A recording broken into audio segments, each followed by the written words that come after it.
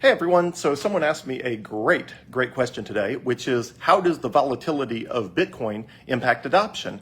And how do you avoid circular reasoning where you need less volatility in order for people to adopt Bitcoin as a money and medium of exchange, but less volatility comes with adoption. So how do you avoid a circular reasoning problem where you need more adoption to bring down volatility, but volatility does not come down until there's more adoption? So it's a great question. The answer is to understand the different aspects of money.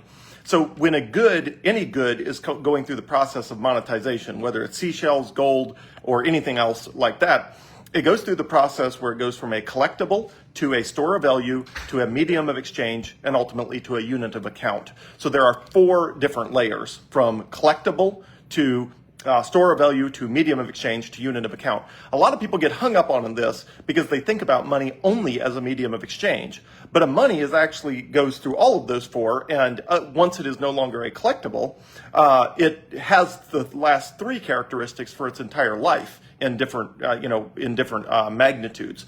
So let's think about this. When something is a collectible, the volatility doesn't matter, because if you want to own it because you want to own it, then volatility is so what?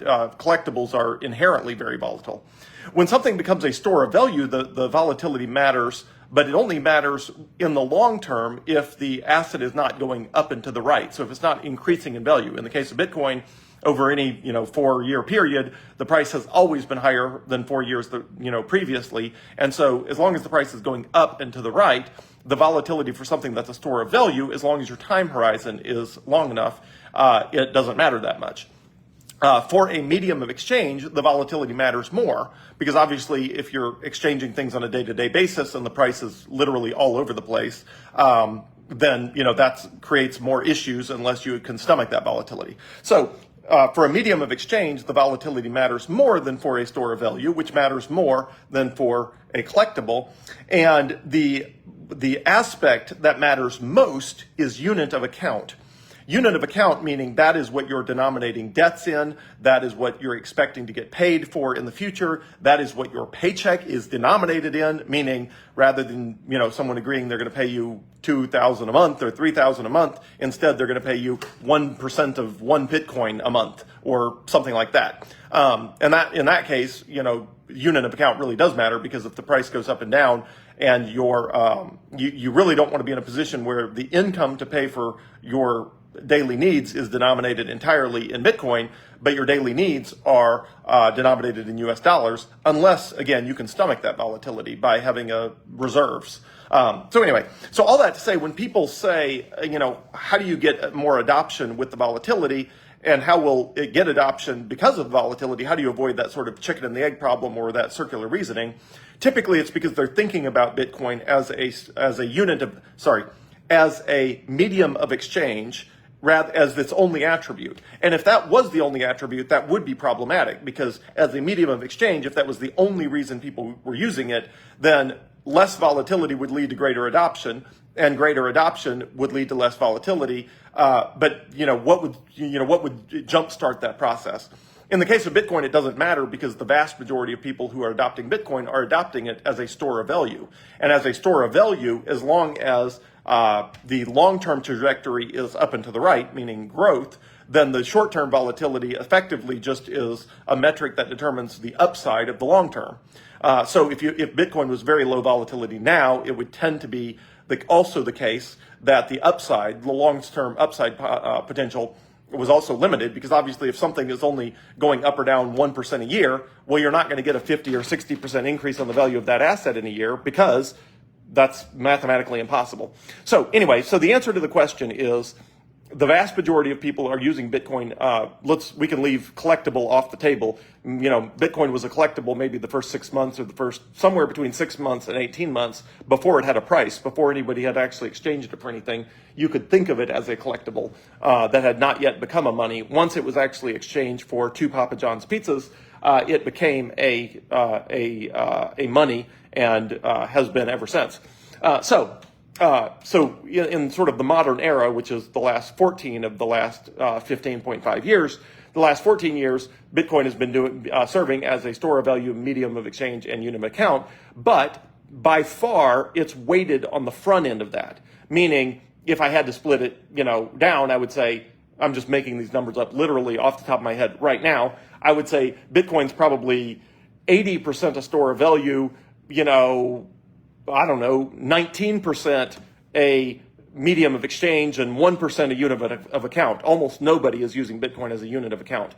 So what will happen over time is, as the price increases, let's say on its way to $1 million, the closer it gets to $1 million a coin, the more that will start to balance out. Initially, it'll go from 80% store of value, 19% medium of exchange, and 1% unit of account. It will become 60% store of value, 30% medium of exchange, 10% unit of account. Actually, the unit of account function is usually last and with a significant lag. So let's say it goes to, let's call it, instead of 80%, 19%, and 1%, it'll go to, 60%, 35%, and 5%. And then as it gets closer and closer and closer to $1 million per coin, I'm just using a round number there, it could be much higher than that. But as it gets closer to $1 million a coin, eventually you'll see it balance out where it's just used for all three. And there's not really people are just like with the US dollar, the average person, if you ask them, how much of your US dollars are you using as a store of value versus medium of exchange versus unit of account, they'd be all confused. They don't even think about it that way. But the truth is, the same will be true one day of Bitcoin. When it's used for all three, it'll be used for all three, so it'll blur the lines as to why people even hold Bitcoin. They're like, I don't know, I'm holding it because while I hold it, it holds value, and I can also spend it on anything anytime I want. And also my contracts and paycheck and everything is all denominated in Bitcoin, and all the prices at the grocery store are priced in Bitcoin. So that's a unit of account. So I guess it's all three, and I'm not even sure. So, but we're, 10, 20, 30 years away, at least, 25 years away from it being a full unit of account. Although Bitcoin's already a unit of account in Prospera, you can already use it as a unit of account for accounting and tax purposes and whatever in the special jurisdiction on the island of Roatan in Prospera. But most places it's not a unit of account, although the vast majority of the world, you can use Bitcoin as a store of value and, also as a medium of exchange. And you can use it as a unit of account. It's just nobody does because, primarily because of the volatility this early in the stage. But again, nobody expects for Bitcoin to be a unit of account until much, much, much later in its adoption cycle. So let me recap. Anything that ultimately, any commodity that is ultimately going to be a money goes through four phases, which is collectible, then store of value, then medium of exchange, then unit of account. Once it's done being a collectible, something like Bitcoin is no longer a collectible, people don't think about it that way, then it's just a store of value, medium of exchange, and unit of account. And the level of adoption on each of those three is heavily based on how early in the adoption cycle it is, starting with vastly store of value, and then you start getting medium of exchange starting to trickle in, and then much later you start getting unit of account trickling in the adoption cycle. So the answer to the sort of chicken and the egg problem, or the circular reasoning, is the adoption is driven by the store of value properties, which means the adoption is not related to the medium of exchange usage of Bitcoin. It's related to the store of value. But as the store of value, as greater adoption happens with the store of value, the volatility comes down. As the volatility comes down, it drives adoption to use Bitcoin as a medium of exchange and ultimately a unit of account. So once you understand that the adoption is happening in effectively three different lanes, you realize that the adoption is happening in lane one, or if you include collectibles, lane two. But anyway, let's call it lane one of the three main functions of money. The adoption is being driven by lane one, and the chicken and the egg problem would only be a problem if you were in lane two, where the only usage of money was medium of exchange. But because lane one is driving the adoption, it's pushing volatility down over time, which is then driving adoption in lane two. But lane two, which is medium of exchange, is not dependent on the adoption of just that lane. The volatility will come down entirely as a result of sort of lane one adoption, which is store of value purposes. So that's the answer to that question. That's how that works. And happy to answer any other questions anyone asks me. I love doing videos, and usually they're triggered by just some random question that somebody texts me or posts on Facebook, or that I run into somebody at the grocery store and they ask me a Bitcoin question or whatever it is.